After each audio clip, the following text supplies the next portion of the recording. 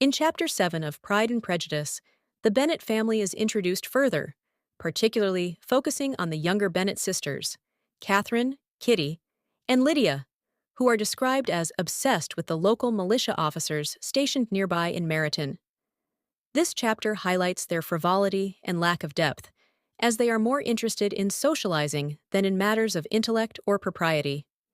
The chapter also establishes their close connection with their mother, Mrs. Bennet, who encourages their behavior because she sees it as an opportunity for advantageous marriages. Mr. Bennet's estate and entailment. We also learn more about the Bennet family's estate, Longbourn. Since Mr. Bennet has no male heir, the estate is entailed to Mr. Collins, a distant cousin. This fact causes anxiety within the family, as the Bennet sisters will not inherit the property upon Mr. Bennet's death, meaning they must marry well to secure their futures. Bingley's invitation and Jane's illness. The Bingley family, particularly Mr. Bingley and his sisters, have been socializing with the Bennets. Mr. Bingley, showing interest in Jane Bennet, invites her to dine at Netherfield.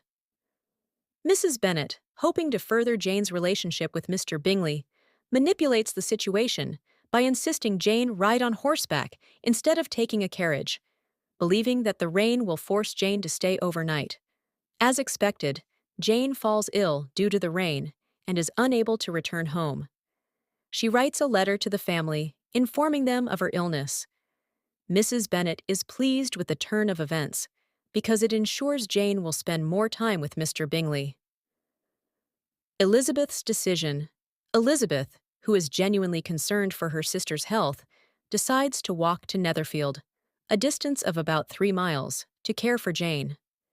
Her decision is met with surprise and some disdain by the Bingley sisters when she arrives at Netherfield with mud on her skirts.